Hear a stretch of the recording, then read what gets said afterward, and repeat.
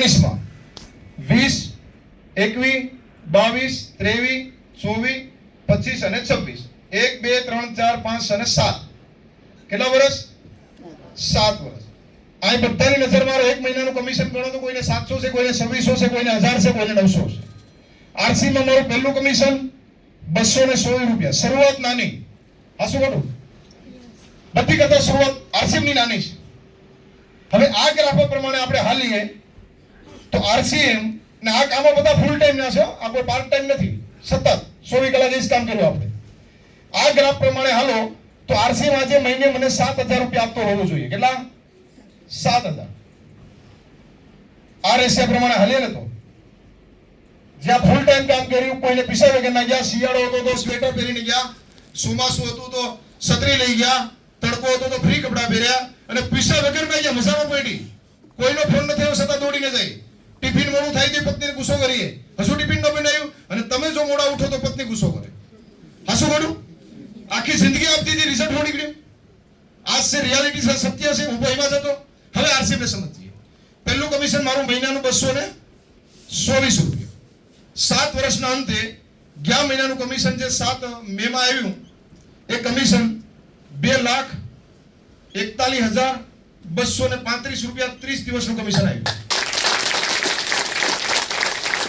શું કામ કરવું જોઈએ? મારો સવાલ છે બધા. કામ કરવું કેવું જોઈએ? જ્યાં જીવન આખું જતું રહ્યું એ કરવું જોઈએ કે એની સાથે 2 કલાક આરસીએમ કરવું જોઈએ? હે, આજ આપણે નથી સમજી શકતા. આ વસ્તુ ત્યારે સમજી ગયો કે જ્યાં જીવન આખું ઘૂસી નાખ્યું, 18 કલાક કામ કર્યું, ત્યાંથી મેળવ્યું શું મેળવ્યું ત્યાંથી? આ સવાલ તમારી સાથે જો કરી લેવો ને દોસ્ત, હું ગેરંટી આપું કે આ હોલમાં બેઠેલો કોઈ પણ વ્યક્તિ આવનારા 2-5 વર્ષમાં ન પહોંચે ને તો તમને કોરો સ્ટેપ લખી દો. એટલી તાકાત છે કોન્સેપ્ટ. બસ ઘટે છે ખાલી મહેનત. મહેનત ઘટે છે. હેવી મહેનત કરો ને. અને બીજું માની લો આપણે 10 વીઘાના ઘઉં રાખ્યા. કેટલા વીઘાના? 10 વીઘા. અને 15 મણમાં રાખ્યા. મણમાં તો સમજાય ને, 20 કિલોનો મણ. 10 વીઘાના ઘઉં 15 મણમાં રાખ્યા. આપણે વાઢવાની જરૂરિયાત છે, આપણે ઘઉં રાખ્યા છે, આપણે એના ઉપર નભીએ છીએ બેનો ખાસ. તો હવે આ 10 વીઘા ઘઉં 5 દિવસમાં પૂરા કરો તોય 15 મળશે, 8માં કરશો તોય 15 મળશે અને 10માં કરશો તોય કેટલા મળશે? 15 મણ. તો હવે તમે આરસીએમ માં રોયલ્ટી લાખી જ લીધી છે તો શા માટે 5 વર્ષ, 7 વર્ષ, 8 વર્ષ, 10 વર્ષ કરો? મને હવે આની સાઈડ ઇફેક્ટ શું થાય હું તમને સમજાવું. માનો કે મેં ઘઉં ખુદ વાઢેલા, એટલે મને ખ્યાલ 10 વીઘાના ઘઉં વાઢવા 5 દિવસ થાય. કેટલા દિવસ? 5 દિવસ. હવે આ ઘઉં જો 4 દિવસમાં પૂરા કરું ને તો આનો જે માલિક રહ્યો ને એના હાડુભાઈના ઘઉં મને આપે, એના પાડોશીને તો આપીને હાડુભાઈ નહીં આપે કે ઘઉં દિનેશભાઈને આપજો. કા તો કે 5 દિવસનું કામ 4 દિવસમાં પૂરું કરી દીધું અને એવું મસ્ત કર્યું કે એની વાત ન પૂછો. પહેલો ભાઈ. હવે બીજો, અને જો 8 દિવસ સુધી લઈ જાવ તો એને કાકા નહીં ના પડતી કે દિનેશભાઈને ઘઉં નહીં આપતા. કે કા તો કે કામે ખરાબ કરશે ને સમય વધારે લઈશ. હજુ 10 દિવસ. હવે તો આખા પામાં ના પાડી દી કે હવે તો આપતા જ નહીં. કે તો મારો કહેવાનો પર્પઝ શું છે? તમને આરસીએમ સમજાઈ ગયું છે, તમે આવનારી પેઢી માટે આરસીએમ કરવા આવ્યા છો તો વાર શા માટે? આ કોઈ બ્રેક કોઈ મારતી હતી ફળદુ સાહેબ? કોઈ બ્રેક થોડી ના મારે. સિસ્ટમ આખે આરસીએમ ખુલ્લી કિતાબ છે, ગમે જે વાંચવું એ વાંચી શકે. બસ જ્યાં કે ત્યાં ઘટી હું જાય છે મહેનત. અને મહેનત નહીં કરીએ ને તો સફળતા નહીં આવે. હવે હું બીજું એક એક્ઝામ્પલ આપું. ઘડી પૂરતું તમારા બધાને એ સ્વીકારવાનું છે કે ભાઈ દિનેશભાઈ તમારા બધાની અપલાઈન છે.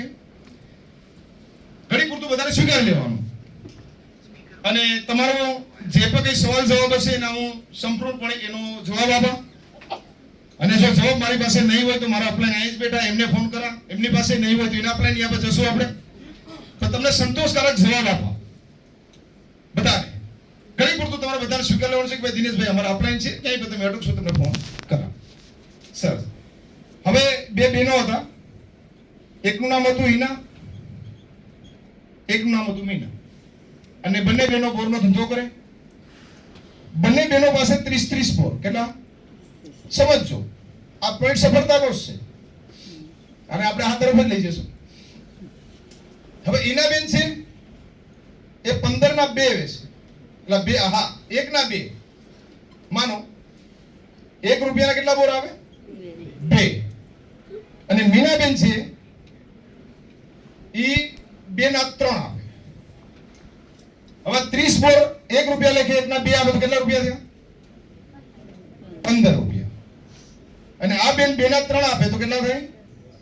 10 રૂપિયા. ઈનાબેન પાસે બોર કેટલા? 30. 1 ના કેટલા આપે? 2 રૂપિયા કેટલા થયા? 15. મીનાબેન 30, 2 ના 3 રૂપિયા કેટલા થયા? 10. હવે આ મીનાબેન રહ્યો ને, એક દિવસ બીમાર પડ્યા. શું પડ્યું? અથવા માનો સમજો ઈનાબેન બીમાર પડ્યા. તો ઈનાબેન મીનાબેનને સવાલ કર્યો કે એના મારા બોર તું વેચતી આવજે. તો એના વિચાર કર્યો કે ભાઈ એ તો મૂંગા બોર વેચે છે, હું તો 2 રૂપિયાના 3 આપું, એ તો 1 રૂપિયાના 2 આપે, તો એના બોર કોણ લેશે? પણ એના બેનનો દિમાગ વાપર્યો કે બંનેના બોર ભેગા કરતા. એટલે બોર કેટલા થઈ ગયા? 60. એક બેન 1 રૂપિયાના કેટલા આપતા હતા? 2. એક બેન 2 ના કેટલા આપતા હતા? બંનેને ભેગા કરે તો બોર કેટલા થયા? 5 થયા. તો હવે ટોટલ બોર 60. તો એ બેને નક્કી કર્યું કે હું 2 રૂપિયાના 5 બોર આપી દઉં. કેટલાના? 2 રૂપિયાના 5 બોર. એટલે એના મારા 2 પણ વેચાઈ જાય, એના 3 વેચાઈ જાય. બરોબર ને? સમજ? એને બુદ્ધિ લગાડી કે ભાઈ હું બંનેને ભેગા કરી દઉં તો 2 ના 5 આપી દઉં, એટલે મારા 2 પણ વેચાય, એના 3 વેચાઈ જાય. હવે એ ટોટલ બોર વેચી નાખ્યા તો આના રૂપિયા કેટલા થયા? 10 અને 15 25. હવે આ 60 બોરને 5 વડે ભાંગો તો રૂપિયા 100 થાય. તો 25 રૂપિયામાંથી 1 રૂપિયો ગયો ક્યાં? 1 મિનિટનો તમને સમય આપો. જો કોઈનો ન સમજાવે તો ફરી તમને સમજાવું. સમજો ખાસ. ઈનાબેન 1 રૂપિયાના કેટલા બોર વેચે? 2. બોર કેટલા? 30. રૂપિયા કેટલા થયા? 15. બેન 2 ના 3 વેચે એટલે કેટલા થયા? હવે એક બેન બીમાર પડે છે તો બંને બોર તો મતલબ 60 જ રહેશે એના પાસે, અને 2 ના 5 વેચી નાખે એટલે પ્રોબ્લેમ એ સોલ્વ થઈ ગયો. એના 2 વહી ગયા, આના 3 વહી ગયા. પણ છેલ્લે અહીંયા હિસાબ માર્યો તો રિઝલ્ટ આવ્યું, કારણ કે 12 × 60 એટલે તમે ગણો 12 × 120 રૂપિયા. તો રૂપિયો ક્યાં ગયો એ ગોતવાનો છે. બોલો કોણ આપશે આમાં જવાબ? ગયો ક્યાં રૂપિયો? કોઈ પણ હોય જવાબ હોય 1 મિનિટનો સમય આપો. આ રૂપિયો ગયો ક્યાં? બોર એના એ ભલે અલગ વેચતા હતા પણ પછી 2 ના 5 કર્યા તો એ જ થયું ને. હે? રૂપિયો ગયો ક્યાં? અને મેં પહેલા જ કીધું તમને બધાને કે તમારે ઘડીક પૂરતું બધાને માની લેવાનું છે હું તમારી અપલાઈન છું. તમે ક્યાંય પણ અટકશો હું તમને જવાબ આપો, પણ આમાંથી કોઈએ હિંમત ન કરી કે સાહેબ તમે બતાવી દો રૂપિયો ગયો ક્યાં. અને આરસીએમ માં આ જ પ્રોબ્લેમ છે. આ જ પ્રોબ્લેમ છે, બીજું કાંઈ છે જ નહીં. અપલાઈન ને નથી પૂછવું. આપણો દિવસ જો આપણે બધાએ શું ટ્રાય કરી? રૂપિયો આપણે ગોતવાનો. કોઈએ પૂછ્યું? કોઈની હિંમત આલી? જો ખાલી પૂછી લે ને તો રૂપિયો ગોતવો ન પડે. અને હું વિનંતી કરું ગોતતા નહીં જડે. રિક્વેસ્ટ કરતો જાઉં છું, નહીં ગોતતા, નહીં જડે. મારી ટીમમાંથી અમે એક્ઝામ્પલ આપ્યું 2021 માં કોડીનારમાં એક કાઉન્સેલિંગ મીટિંગ હતી. એમાં તો એનો રાતના 4 વાગે ફોન આવ્યો. મને કે સાહેબ રૂપિયો ચડી ગયો. અને ફળદુ સાહેબ મેં ત્યારે કીધું હતું કે આ માણસ સિસ્ટમમાં નહીં રહી, કારણ કે રૂપિયા પૂરતી વાત સીમિત નથી. આ વાત અપલાઈન ઉપર વિશ્વાસ મૂકવાની છે. કોના ઉપર? અપલાઈન ઉપર વિશ્વાસ મૂકવાની વાત છે. રૂપિયા પૂરતી સીમિત નથી. અને મેં એ રાતે ડાયરીમાં મારી લખ્યું હતું કે આ માણસ આ સિસ્ટમ આગળ નહીં વધે. આજે અફસોસ સાથે કહેવું પડે એમના નીચે અભયસિંહભાઈ ટોટિયા ટેકનિકલ એસીવર છે અને એ માણસ ટર્મિનેટ છે. શું કર્યું અહીંયા? દિમાગ કેશો કે રૂપિયા થોડા આવી ગયા સાવડા છે બધાનો કઈ માલે ન મળે. તમે લોકો ગોતો ને ન મળે, રિયલ કરો ને ન મળે. જેમ ભગાકાર કરો એમ કરો, પણ તમારે પૂછી લો. આપણે શું કરી લેવાનું છે? પૂછી લેવાનું છે. મુકેશ કોઠારી કહે ને કે ભાઈ જે દિવાલમાં અમે માથા ફોડી ઠેકીને ગયા છે તો હવે તમારે માથા ફોડવાની જરૂર નથી. ખાલી પૂછવાનું છે કે આ દિવાલ ઠેકવાની કેમ છે. પણ આપણે મોટા ભાગે આરસીમાં જઈને એ જ પ્રોબ્લેમ આવે છે કે આપણે અપ્લાયને પૂરું થાય ને એવા સરેન્ડર નથી થતા. કોઈ પણ એક માર્ગદર્શક તો આપણે પાસે રાખવા જ પડશે. જ્યાં સુધી કોઈ એક વ્યક્તિને આપણા ઉપર નહીં, તો કોઈ પણ તમે કોઈ પણ ફિલ્ડમાં જાઓ, આધ્યાત્મિક લ્યો, ગમે એ લ્યો, ત્યાં હંમેશા લોકો સિનિયરની જ વાતને માને છે. કારણ કે સિનિયર જ હંમેશા સિનિયર હોય છે, એને જ પાસે હંમેશા નોલેજ હોય છે. સિનિયર વગરનું આ જીવન જ નકામું. મને તો એ નહીં સમજાતું કે ટીસી બાબાએ અહીંયા નેક્સ્ટ જનરેશનમાં કીધું કે ભાઈ મારો પર્સનલ જીવનનો ગુરુમંત્ર છે, તમે એને ફોલો કરતા હોય કે ન કરતા હોય, હું એને ખુદ કરું છું. શું? તો કે ભાઈ મૂર્ખામી ભરું કામ કરવું એના કરતા મૂર્ખામી ભરો સવાલ કરવો સારો. કામ કરી ને પછી તકલીફમાં પડવું એની કરતા પેલા પૂછી લો હું વાંધો. માનો કે હવે આગળ તમે ગણિત આંકડા લઈને બેસો અને 2 કલાક મથો અને પછી છેલ્લે કઈ નીકળે જ નહીં તો પેલા પૂછી લેવાય ને કે સાહેબ રૂપિયો ગયો ક્યાં. પૂછવાનો નહીં, અપ્લાય ઉપર વિશ્વાસ મૂકી દેવાનો. 5 વર્ષ કેટલા વર્ષ? મિનિમમ 5 વર્ષ મૂકી દેવાનો. એ જેમ કે કઈ ખાડો છે પડી જવાનું, કોઈ રાહ નહીં જોવાનું. કારણ કે આ સિસ્ટમ અપ્લાય છે કે એવી છે કે આપણને તમામ સફળતાની ખુશીઓ આપશે. અને બીજું સ્વીકાર ભાવમાં રહેવાનું. જો ભાઈ મારી પાસે જે કઈ દિમાગ હતો એ દિમાગે મને 10,000 રૂપિયા કમાઈને આપ્યા. જો મારા પાસે દિમાગ હોત તો ઓટો રિક્ષા ન હાંકતો, પ્લેન હાંકતો હોત. આ વાત ઓપન છે. સ્વીકારો તો ઠીક, કાલે સ્વીકારો તો ઠીક. તો હવે આપણા પાસે દિમાગ નથી ત્યારે તો આ સ્થિતિ છે ને આપણી યાર, મને એ નહીં સમજાતું. તો હવે ઉપરનો કોઈ એક સ્માર્ટ વ્યક્તિ આપણને એવું કહે છે કે ભાઈ ખાલી 5 વર્ષ તું તારો સમય યાર હું કહું કે તો આ સિસ્ટમ કેમ કામ કરતો જા, તો 50,000 તને પહોંચાડી દઉં, તો એમાં લેવામાં તકલીફ શું છે? કે તકલીફ છે 50,000 લેવામાં? માનતો હું રૂપિયો બહુ ગોતાય નહીં. જો રૂપિયા તરફ જશું ને તો શું થશે? સફળતા આવશે પણ સમય લાગશે. સ્પીડ થી ભાગવું હોય તો ખુદની મહેનત, એક અપલાને મજબૂત ખૂબ બનાવી લ્યો અને કામ પોતાનું ભાઈ અત્યાર સુધી કામ કર્યું કોઈને પૂછવાય ગયા? ઘઉં વાટવા તો હું કોઈ મારે પૂછવા રહેવાના હતા? મારા મેરેજ છે 2006 માં અને હું ઘઉં વાટવા ગયો તો 5/2/2006 ના દિવસે.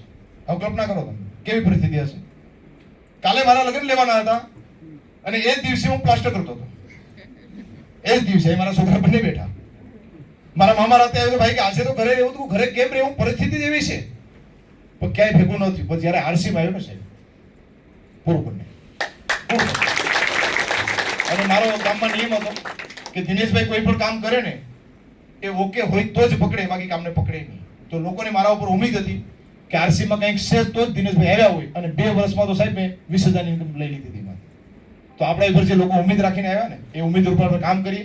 આપણી અપલાઈનને જે આપણા ઉપર ઉમ્મીદ છે એ પ્રમાણે આપણે કાર્ય કરતા રહીએ. અને છેલ્લું આરસી નહીં કરીએ તો કરશું હું યાર, એ મને નેક્સ્ટ જનરેશનના પ્રોગ્રામમાં એક વાત થઈ કે ભાઈ आज जो हम काम कर रहे हैं तो कुछ बच नहीं रही है, जो कमाते हैं इसमें से कुछ बच नहीं रहे हैं और जो खाते हैं वो पच नहीं रहे हैं. આ બેસ્ટ વસ્તુમાં રિયલ આરસીએમ છે.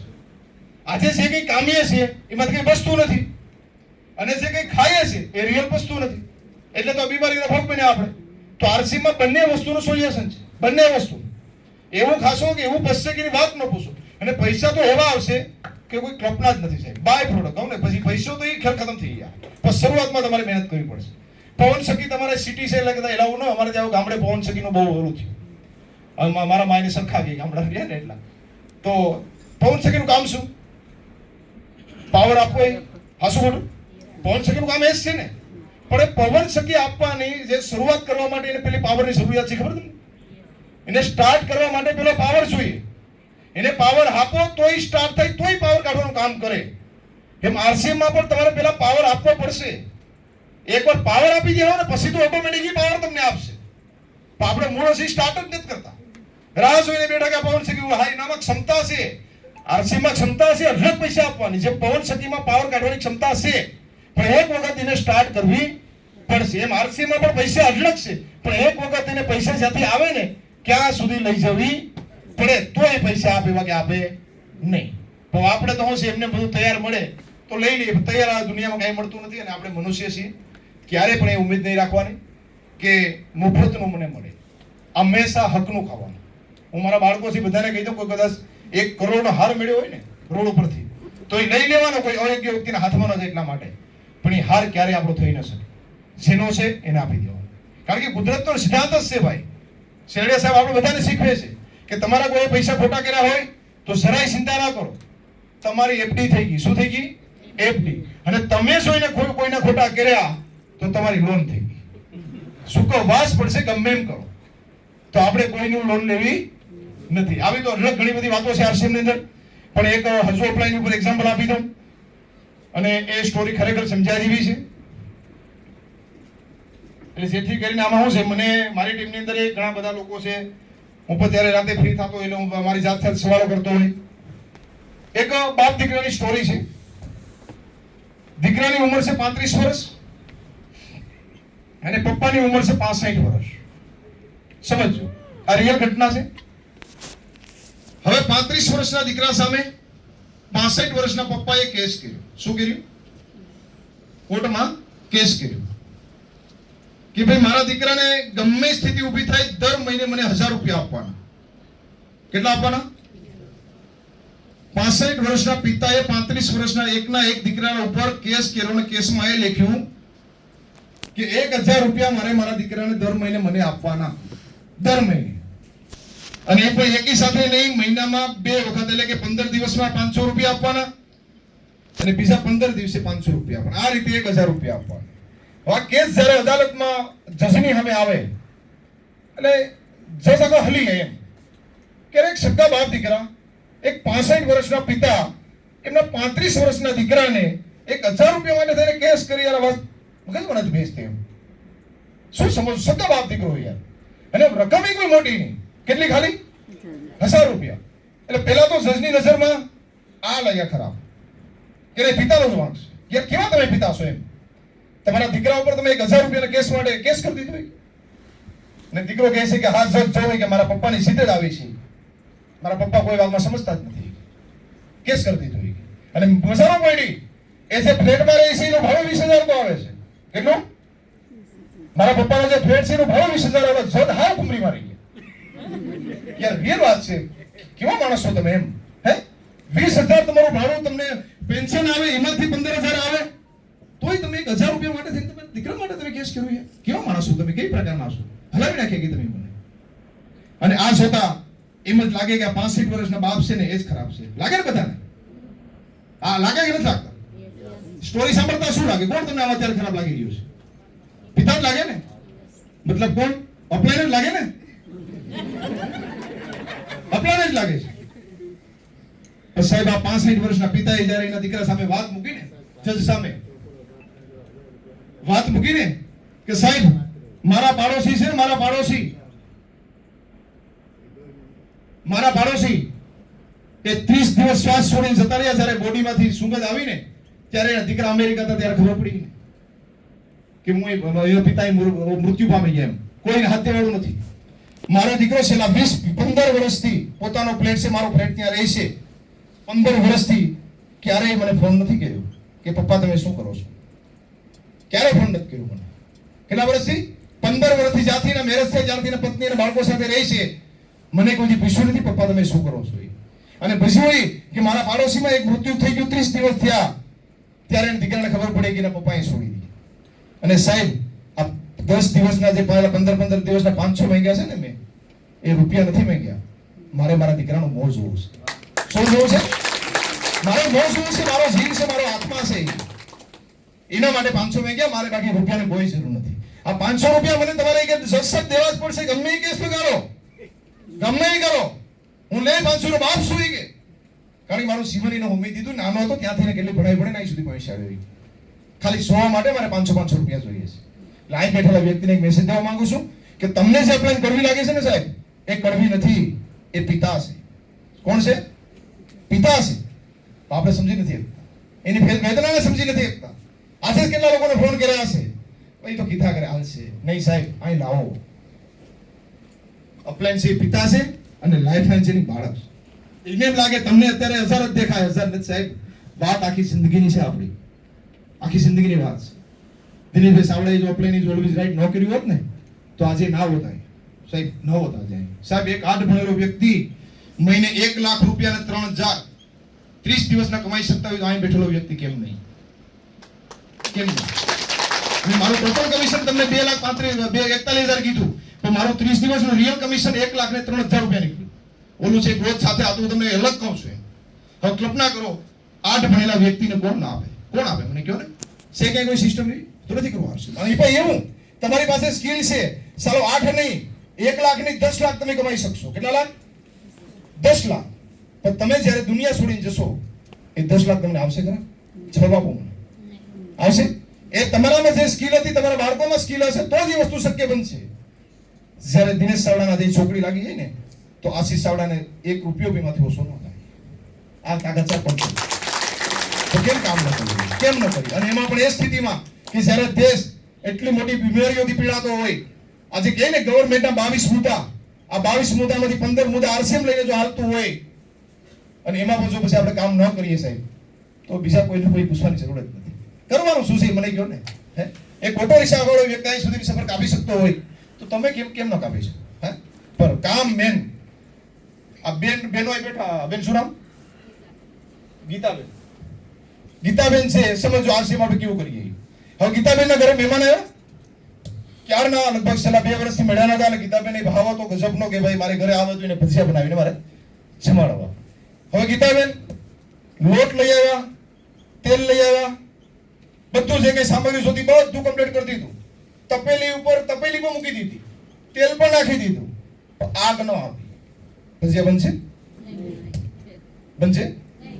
તમામ સામગ્રી હાજર, ભાવ પણ હતો જમાડવાનો, પણ જે આગ લગાડવી હતી એ આગ ન લાગી. એમ આપણે ભજીયા ખાવાનું મન પણ છે, જરૂરિયાતો પણ છે. એવું નથી કે વેલસેટ છે, જરૂરિયાતો પણ છે.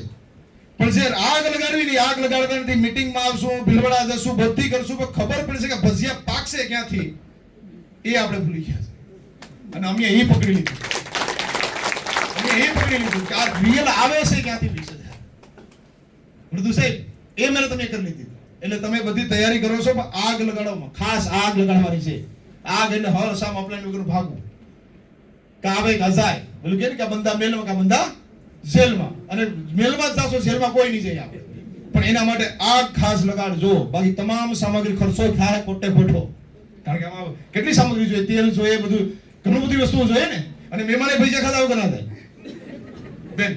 એટલે ખાસ તમને કહેવા માંગુ છું, આગ એટલે આરસીએમ ની હર સામ, આરસીએમ કે નામ ગમે ત્યાં જાઓ, ગમે એની સામે બેઠક કરો, આરસીએમ ની વાત કરો. એ બિચારાને ખ્યાલ નથી આરસીએમ ની તાકાત શું છે, પણ આપણને તો ખબર પડી ગઈ ને. આવી અઢળક વાતો હશે, બધાય ઘણું બધું શીખવાનું છે. સમય પર ઘણો બધો જતો રહ્યો અને ફરી હું તમારા બધાનો ખૂબ ખૂબ ધન્યવાદ માનું. ચર્ચાઓ કરીએ તો અઢળક છે, પણ આજની ચર્ચા દરમિયાન ક્યાંય પણ મારાથી કદાચ એવા કોઈ કડવા શબ્દ બોલાઈ ગયા હોય તો ક્ષમા ચાહું છું. મારી એવી કોઈ ઈચ્છા નથી કે તમને તકલીફ થાય, પણ એક જ અંદરથી રિયલ અફસોસ થાય છે કે એક સામાન્ય માણસ અહીં સુધીની સફર કાપી શકતો હોય અને અહીં બેઠેલો વ્યક્તિ મારાથી અઢળક વિશેષ છે. અને 2-5 વર્ષ થઈ છતાં પણ આપણે ક્યારેક મળીએ ને પૂછીએ કે ક્યાં પહોંચ્યા, તો કે સાહેબ સ્ટાર પિન અથવા તો એનાથી વિશે કોઈ મતલબ નથી. ભાગવાનું છે તો ભાઈ કોની રાહ હે. અને એ પણ કહેતો જાઉં, જ્યાં સુધી મહેનત નહીં કરો ત્યાં સુધી સફળતા નહીં આવે. એ પણ લખું ત્યાં લખી ભાઈ, સફળતા નહીં આવે. સફળતા થવી હોય તો મહેનત તો કરવી પડશે જ. અને મહેનત આપણે કરીએ પણ છીએ. અહીં ખાલી એક્સ્ટ્રા મહેનત કરવાની છે. અહીં તમારી એક્સ્ટ્રા મહેનત તમારી આવનારી 7 પેઢીને તારી આપશે. અને ઘણા બધા લોકોના તમે એક માધ્યમ બનશો, ઘણા બધા લોકોની દુઆઓ તમને મળશે. અને રિયલ હાસુ કહીને તો આ દુઆ કમાવાનું કામ છે. પણ ભાગવાનું ભાઈ, બેસવાનું નહીં. સમજાઈ ગયું તો સ્પીડ પકડી લેવાની ભાઈ. ગમે એમ કરો, ઘઉં યાદ રાખવાના, દેશી ભાષા, બરોબર. તો ખરેખર હું ભાગ્યશાળી માનું, તમે બધાએ મને સાંભળ્યું. અને ખાસ કરીને સુરતની જે મેનેજમેન્ટ ટીમ હતી અહીંયા ફરી તમારા વચ્ચે આવવાનો મોકો આપ્યો. અને ખરેખર મારા માટે તો મેં જે હિસ્ટ્રી આપી, મારા ગાભાણી બોલ મારા માટે લખી છે. તો ઝાઝો સમય ન લેતા, મને પણ ઉમ્મીદ હતી કે ભાઈ કાલે એમ ગયો તો ત્યાંથી મેં જે કંઈ મારું લેવલ આવ્યું એમરાલ્ડની, એની પિન મેં ત્યાંથી લીધી. તો તમારા બધાની વચ્ચે મારું એ સપનું છે કે આપણા બધાને કદાચ અપ્લાય હોઈ શકે દિલીપભાઈ ફળદુ. તો હું એમને રિક્વેસ્ટ કરું કે પિન મને આપે. એક બહુ મોટી પિન કહેવાય, કારણ કે એ તો જે પિન એ સમજી શકે. તો સાજો સમય ન લેતા આપણા બધાની વચ્ચે ગ્રેટ અપ્લાયન જેને કહી શકીએ દિલીપભાઈ ફળદુ. તો તમારી શાનદાર તાલીમ હશે. દિલીપભાઈ ફળદુ કે આવે અને આગળનો જે કંઈ